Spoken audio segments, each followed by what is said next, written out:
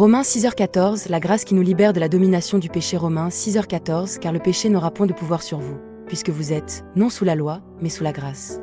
Y a-t-il des personnes qui, après avoir reçu la grâce merveilleuse du pardon des péchés, retourneraient volontairement dans le péché afin de ressentir à nouveau la joie et l'émotion du moment où elles ont été pardonnées? Certainement pas. Cependant, lorsque l'apôtre Paul évoque cette possibilité dans le chapitre 6 de l'Épître aux Romains, il ne faut pas oublier qu'il répond à l'objection des légalistes qui s'opposaient à l'enseignement du salut reçu uniquement par la grâce. Paul veut montrer clairement qu'une telle pensée est totalement incompatible avec l'expérience véritable de la grâce de Dieu. Si quelqu'un envisageait réellement une telle possibilité, cela révélerait qu'il n'a jamais véritablement expérimenté la grâce de Dieu. L'apôtre Paul exprime cette impossibilité de la manière suivante. Loin de là. Nous qui sommes morts au péché, comment vivrions-nous encore dans le péché? Romains 6h2, Paul explique ensuite cette mort au péché à travers le langage du baptême, baptisma. Pour l'apôtre Paul, le baptême signifie être uni à Jésus-Christ dans sa mort. Lorsque nous sommes ainsi unis à lui, de même que le Saint-Esprit a ressuscité Jésus-Christ d'entre les morts, il nous fait aussi participer à une vie nouvelle, kénotéoé, une nouveauté de vie. Autrement dit, mourir au péché relève de notre décision et de notre volonté de nous abandonner à Dieu, mais la résurrection à une vie nouvelle est entièrement une œuvre de Dieu. Elle ressemble à une nouvelle naissance depuis le sein maternel. Nous sommes dans une position de totale réception et de dépendance envers Dieu. Romains 6, 3-4. Oui, le seul chemin qui nous conduit à la résurrection dans la vie nouvelle de la vie éternelle est l'union avec la mort du Christ. C'est le chemin où nous renonçons à nous-mêmes afin que seul le Christ vive en nous. C'est même le chemin où nous déposons nos propres désirs et nos propres rêves, afin que les rêves du Christ puissent naître et grandir en nous. Nous devons bien comprendre qu'il ne suffit pas simplement de fréquenter une église ou de confesser de nos lèvres que nous croyons en Jésus-Christ.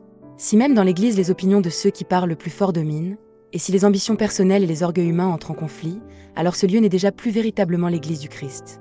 Romains 6h5 en effet, si nous sommes devenus une même plante avec lui par la conformité à sa mort, nous le serons aussi par la conformité à sa résurrection. Lorsque nous parvenons à cette réalité, c'est-à-dire lorsque nous déposons notre propre ego avec Jésus-Christ, nous sommes enfin libérés de notre condition d'esclave du péché qui existe depuis la chute d'Adam et Ève. La seule voie par laquelle nous pouvons être justifiés est cette union avec Jésus-Christ, cette œuvre de renoncement à nous-mêmes et de dépouillement intérieur. C'est ce que le chapitre 6 de l'Épître aux Romains proclame avec une clarté absolue. Romains 6h7. Car celui qui est mort est libre du péché. La résurrection du Christ n'était pas une simple réanimation temporaire, mais une résurrection vers une vie éternelle qui ne connaît plus la mort. Selon la Bible, le péché et la mort sont liés par une relation de cause à effet. Là où existe la vie éternelle, le péché n'a plus de place. Dans une vie sur laquelle la mort n'a plus aucun pouvoir, le péché ne peut plus exercer son règne.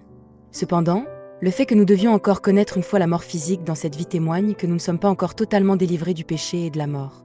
Ainsi, en dehors des moments où les croyants demeurent unis au Christ, ils restent exposés au péché et à la mort, et ils doivent finalement traverser la vallée de la mort. La question qui demeure est celle-ci. Traverserons-nous cette vallée unie au Christ, dans ses bras protecteurs, ou bien tenterons-nous de la traverser seuls, en nous enfonçant dans ce marécage? Nous devons croire, par la foi, que nous sommes morts à nous-mêmes dans le Christ Jésus et que nous sommes vivants pour Dieu, qui nous conduit vers la vie éternelle.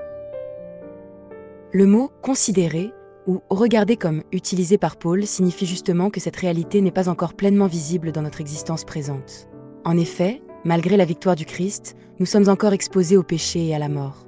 La seule manière de participer à la victoire du Christ est donc de croire que, malgré notre condition actuelle, nous ressusciterons finalement avec lui, et de vivre dès maintenant une existence unie au Christ. Alors cette vie ne sera pas considérée comme notre propre mérite, et nous ne penserons pas avoir obtenu la vie éternelle comme une récompense due à nos œuvres. Nous comprendrons simplement que nous avons reçu un don, que Jésus-Christ et le Saint-Esprit nous ont donné la grâce de porter ce don, et nous rendrons toute la gloire au Dieu Trinitaire en demeurant dans une reconnaissance éternelle pour cette vie éternelle offerte gratuitement.